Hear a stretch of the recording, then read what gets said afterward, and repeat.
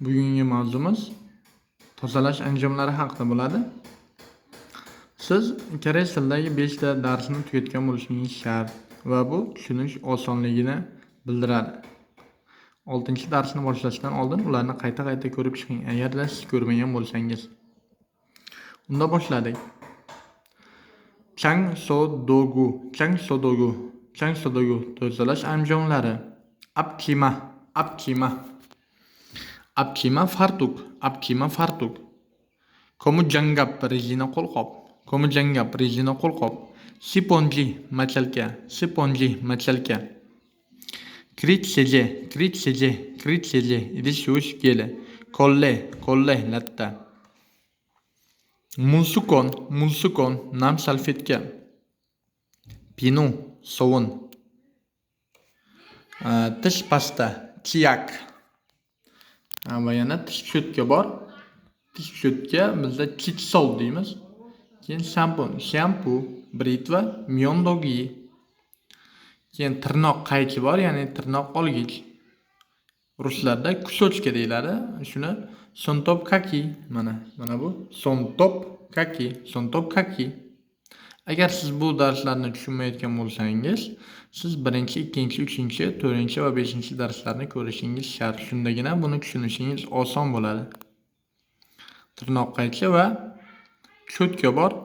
Changsosol cho'tka. Tufli krem bor.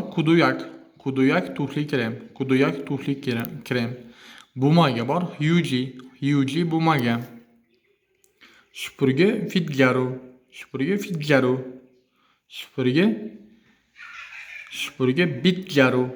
bitgaru. Kurakcha bor, ya'ni supurib kurakchada olib tashladigan, oladigan. Sherobatki.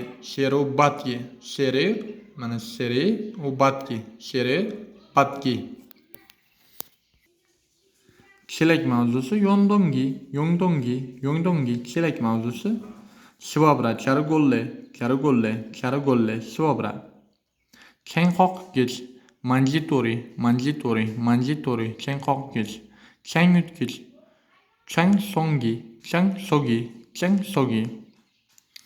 Kir yuvish mashinasi shetakki kir yuvish mashinasi.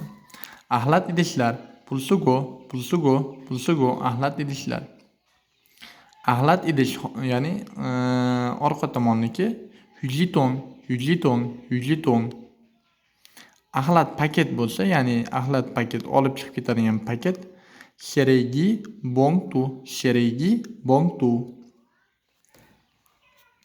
Va biz shunchaki aytishimiz mumkin. Shupuryapman deyishimiz uchun shirayo, artyapman deyishimiz uchun takayo, chang qoqyapman deyishimiz uchun manjiril toloyo.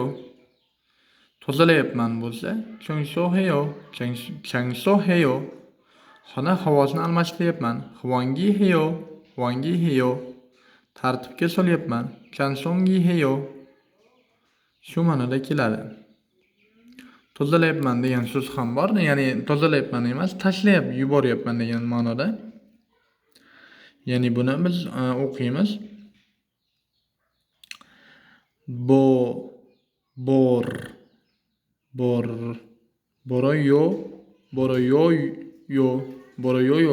Boroyoyo tashlab yuboryapman degan ma'noda keladi.